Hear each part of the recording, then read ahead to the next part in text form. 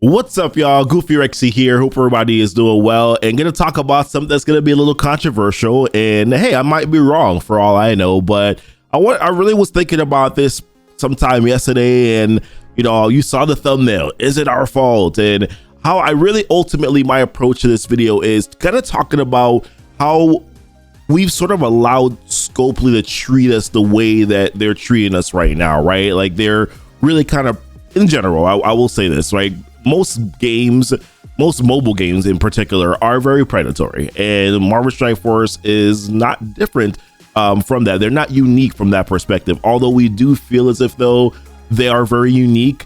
It is a Marvel game, so they kind of get a lot of leniency and a lot of leeway that probably other games would not get. I say this all the time. If this was what Dragon Champions did, or what other X game did, then they would not be lasting as long as they did, right? Because ultimately, at the end of the day, they can feed and prey on kind of the idea that we love these Marvel characters and that we just want to be able to build them up because we've read comics about them. We've got the t-shirts and got the collectible.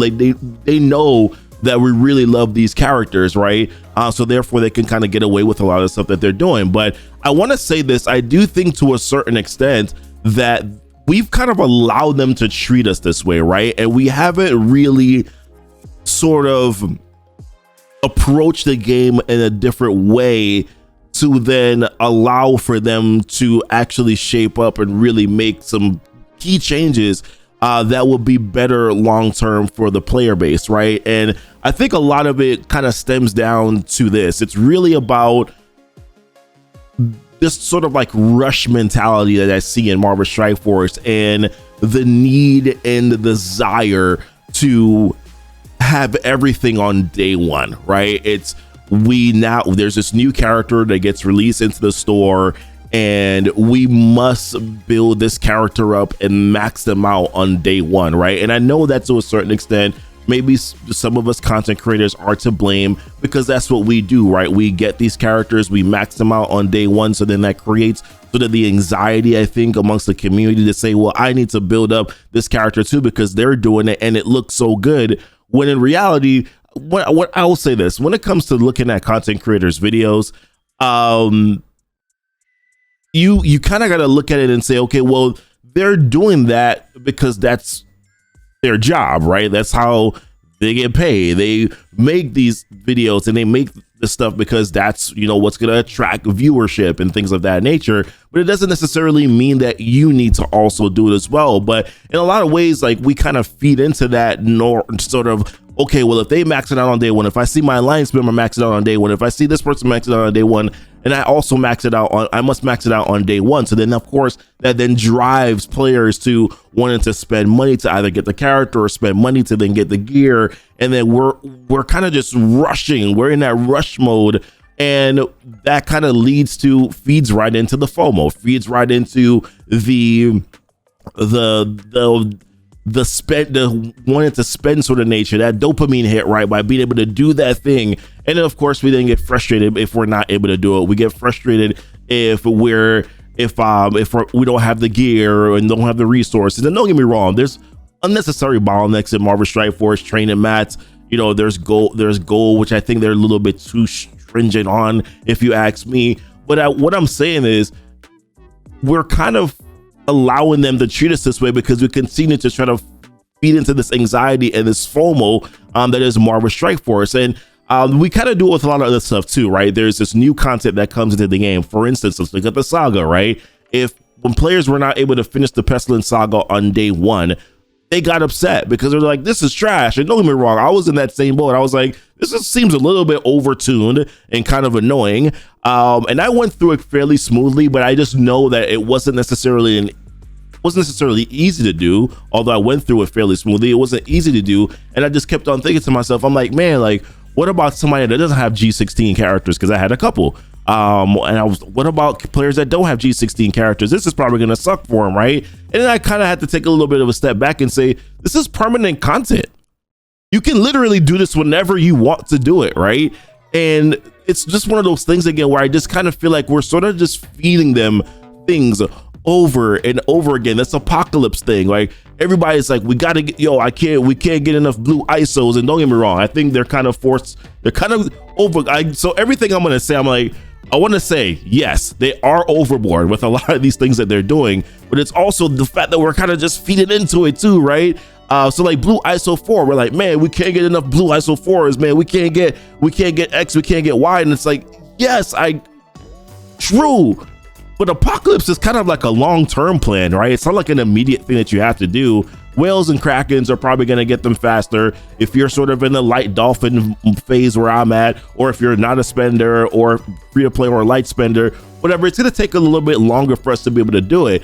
And I think a lot of it comes down to this too. It's like, you want to be able to keep and maintain your interest. And if you're not getting the new thing, it's not as much fun if you're not able to get it, right? I do think that in a lot of ways, there's things that Marvel Strike Force could do to actually make better on the player experience. I think that I've always said this, like, if you're going to have G16, G17 be the new gear, man, endgame players should have an abundance of G14, G15 pieces, Orange Health Catalyst, Focus Catalyst. There should be an abundance of that available so that players can upgrade their entire roster or most of their roster if they want to. I think it's kind of asinine, if you ask me, that you kind of go backwards on there's like this backwards progression in MSF. It's like there's G16, G17, but then people can't reliably actually G14 their teams or G15. Well, and that's like 4 gears from the new one, right? Like, there's some literal stupidity, I think, in MSF that needs to be talked about. But I still think that we kind of got to go back to, okay, well, how are we allowing them to treat us? How are we rushing through things? And with our expectation to be able to max X out on day one, that kind of puts them, basically what it does is that it kind of just adds fuel to them, right? Now they can throw us these offers in the store that are ridiculously priced offers for G14 gear, ridiculously priced offers for G15 gear, ridiculously priced offers for character shards. They can be a lot more strict with their events and holding back on the amount of shards that players can get for these characters. They can do that because of the anxiety that we have. So if we take a little bit of a different approach, where we said, all right, we get this character comes out, and I know that they're going to be good in this content, in this game mode. Yes, there are going to be other players who are going to get those characters and are going to do really well. But what about if you just slowly play it? Because eventually, listen, it's going to take you maybe 2 weeks to be able to build up your full Tangled Web team, or maybe your Dead Sea team. It's going to take you a couple weeks to be able to do that. But eventually you'll be able to do it, right? And eventually you'll be able to then go into that content and then do what you need to do. And that also will stretch out the amount of gear that you're going to be able to get over that period of time. If we took a little bit of a different approach, instead of trying to like feed into this FOMO, I have to have it, I must do it on day one, then maybe potentially they may realize that, or maybe they won't. Maybe they'll just raise prices and do things like that. But I'm just saying that I think that there's a certain way that we've allowed them to treat us that has kind of fed into them creating this massive bottleneck in gear and character and all these things that are going on right now. And I think that if we just took a little bit of a different approach to how we play the game, so you can follow my model if you want to. It's kind of up to you. I'm going to tell you what I do, right? As you can see, Spider-Man Noir, just got him not too long ago, right? When was his offers in the store? I'm currently right now at level 66 with Spider-Man Noir. Now, granted, yes, I did get one of the initial offers for him. I was gifted the offer, so therefore I have a rule. If I am gifted something, I'm going to grab X. So I'm going to grab what it is that you gifted it for. So, but you guys know I don't usually buy all the characters. Either way, I don't feel like I need to explain that. Whatever. If you guys are concerned about me spending money, like I said, content creators, we spend money because this is our job to be able to make content and then try to give things to you guys, give you an idea as to how things work, whether or not you should invest into it or not, whatever, blah, blah, blah. Like we've talked about this multiple times already, but take a little bit of a different approach, right? Okay. Now I got Spider-Man Noir. I would love to be able to use him on my Cosmic Crucible defense. Love to be able to use him in some other game modes, but I'm slowly building him, right? I don't need to go from level 1 to level 85 on day 1 and then get pissed off because I don't have enough gold. Like, I don't need to do that, right? What I'm doing is I'm slow playing it. I'm getting him ultimately to level 80, probably gonna get him a gear tier 14, gear tier 15, whatever. Maybe just leave him at 14 because he's Mystic, and Mystic gear is kind of scarce right now.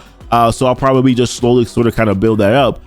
And then, hey, cool, we'll be able to use him in probably a week or maybe 3, 4, 7 days from now. I'll be able to use Spider-Man Noir on Cosmic Crucible defense, and that's okay, right? So I'm gonna take the same approach with the Dead Sea team. I'm gonna take the same approach probably with Wakandans. Now I don't have to build Wakandans. I kind of just want to build Wakandans because it's just a fun project for me. But just taking a little bit of a different approach to the game and slowing down your pace, slowing down what you're doing here, and not feeding into this FOMO, because ultimately all we're doing is we're just feeding them with this. We're feeding them to do the things that they're doing to stretch our funds, to stretch our resources, for us to then get pissed off and mad. But what if you kind of just slow play things a little bit, right? And not feed into it, not get overly anxious, not create this anxiety amongst the community. Maybe we'll be able to and then impact change, to have them focus on things that are really important, like focusing on bugs, focusing on fixing character kits, and making sure that they're working the way that they're supposed to be working when they come out, making sure that events that actually go live properly, making sure that their communication is on point, and not having to redact statements because you were incorrect. You guys know what I'm talking about, with certain things that you already said already that you should have already had prepared properly because it was a preview. But things like that we need to focus on. Agatha, hey, it's great that, like, it's not great, but you nerfed Agatha, so PvP content, cool, that's fine. But what about the Agatha that you didn't nerf in the Doom 3 raids, right? Things like that we need to talk about, and put their feet to the fire instead of trying to force and rush into this game the way we're doing it right now. I don't know, man. Maybe I'm wrong, and that's okay. But I'm just kind of saying that maybe to a certain extent we need to change our approach if we actually want there to be some sort of impactful change in MSF. All right, guys, appreciate you watching the video. If you have alternative comments, leave it in the comments, guys. I want to know what you guys have to say about it. What do you think about what I just talked about? Maybe I'm wrong. I'm probably wrong. Who knows, right? I'm just trying to find a way to approach this game differently so that I'm not pissed off every single day when I come in to play it. Because honestly, if that's the case, man, then this is not an enjoyable experience for me. So listen, love you guys much. Appreciate you guys watching the video. Until next time, y'all be blessed. Y'all be safe. Bye.